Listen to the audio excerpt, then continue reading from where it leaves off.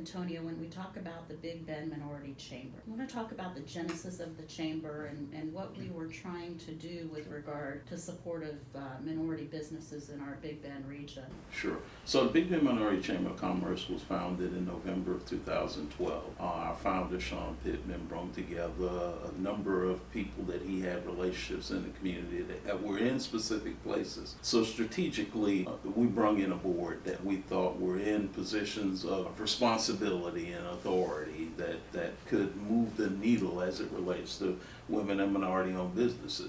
You know, our total commitment is to economic inclusion, and we charged ourselves with finding those opportunities where women and minorities in this community and the communities that surround us to be informed about those opportunities, but more importantly, because of the positions that our board members held, would be the opportunity to give these businesses an opportunity. Somebody's got to take that first chance on many of these businesses, because many of them are in their homes or they're operating in the dark, and you know, we want to transition them from home to Main Street, because that's the challenge in African American communities. You know, our businesses are in the shadows, so our daughters and sons don't see African Americans in these businesses. We see other people of other races that are owning these businesses when we have just as much capability. So we want to promote that idea of moving businesses from home to Main Street, or those businesses that may be on Main Street, to strengthen them beyond and use the relationship power that we have in this chamber to make those introductions, to say, hey, take a chance on this person, because the BBMC has provided training, and whether it's getting access to capital,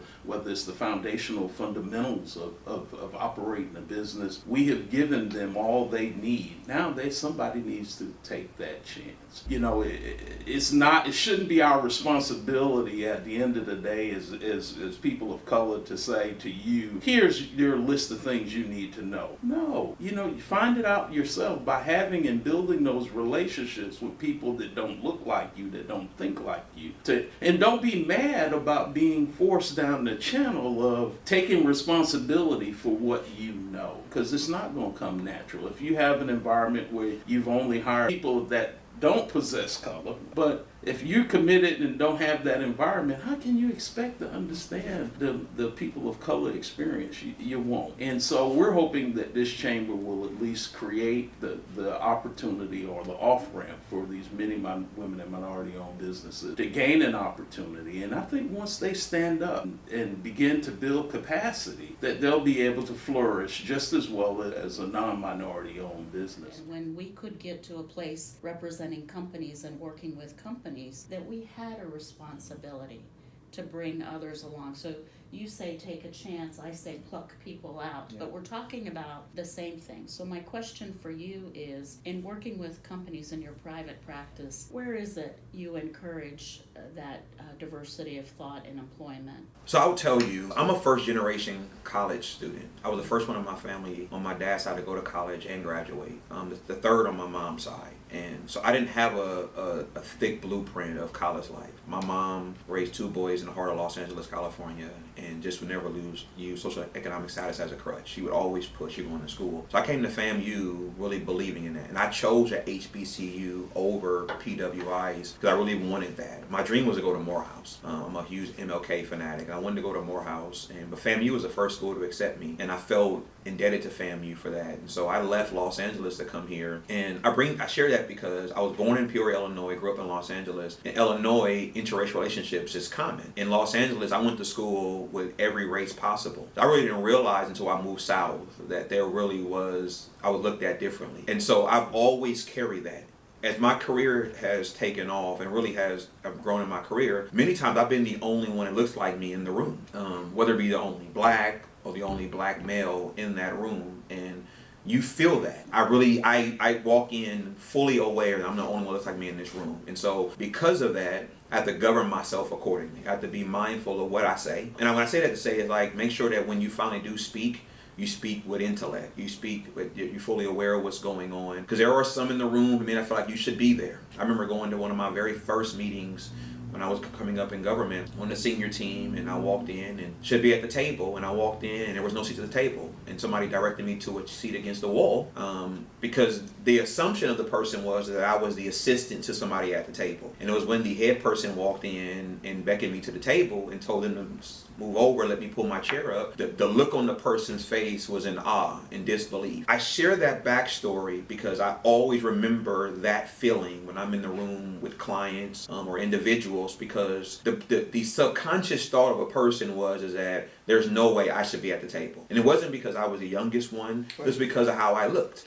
And so when I'm engaging with clients or even the people at the firm, I have these conversations with them. And we don't shy away from it at the firm I work at. We have these in-depth conversations about race relations, racial reconciliation, things of that nature. And the thing I try to emphasize to clients, people I work with, is before you can talk about racial reconciliation, let's talk first about racial restoration, because you can't reconcile until you restore. You have to think about that when you tell a person about their bootstraps. Well, that's insensitive to a person who never had boots. And so I can't pull myself up if I'm lacking in certain areas. And so from a company perspective, as I aforementioned, I inquire about hiring practices. If your hiring committee are all white Americans, then you really aren't sincere about diversity. Diversity should be reflected in your hiring practices, and therefore, because you can't hire one person of color, of any color, and then try to convince us that's diversity. No, because if your hiring committee are all white, or nominate committees are all white, then really what you're doing is you're hiring that one person for a box check, not for sincere diversity. And so, it's harder to recruit. And it's hard to recruit because, many individuals have really lost the belief that there really is a real good chance. If my qualifications and my white colleagues' current qualifications are equal, how do you separate us? Like, don't start him,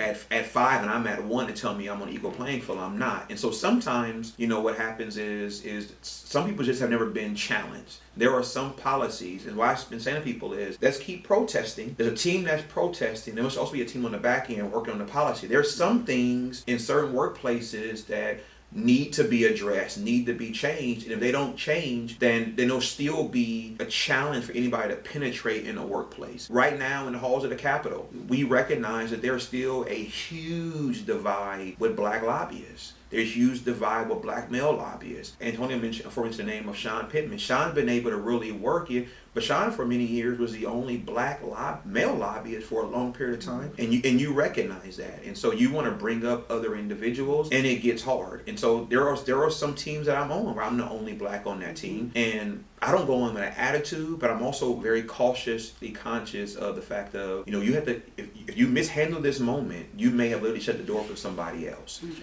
And so there are some employers who really desire to make change. I think the movements taking place are forcing some changes as well. My hope is that once things calm down, if they ever do, that the people who are making changes now are actually making cemented changes, not just emotional changes. Because cemented changes mean we're changing culture, it's sustainable, and we're intentional about it. Emotional changes mean I feel the pressure to do it right now, so I'm going to do it. Once the camera goes away, I'm going to go back to doing what I was doing. And I think the latter example is where the major challenge happens in corporate America and in the workplace, is individuals who have applied continue to get the same thing of, you're really qualified for the job, move in another direction. That frustration, when you have a bachelor's or a master's or a PhD and you just can't find that job because you're being told that, or you're working in a place where you qualify for a promotion and you're watching people of non-color get promoted around you, and you're saying, but I have more years, more experience, and more degrees in them, and I'm not being brought up. What's going on? There's some internal things that are taking place in that regard. And some of us can challenge the narrative and not suffer the blowback. Some people in the workplace can't do that because they worry about it may be the only paycheck. And it stays with you. And it stays with you. Some people can put it in a compartment better than others, right? Yeah. A mental compartment better than others. For some, it impacts them for a long time, and I think sometimes that's not fully understood. Thank you for watching part 2 of my interview with Antonio Jefferson and Pastor McGhee. Tune in tomorrow for part 3, where we discuss police reform.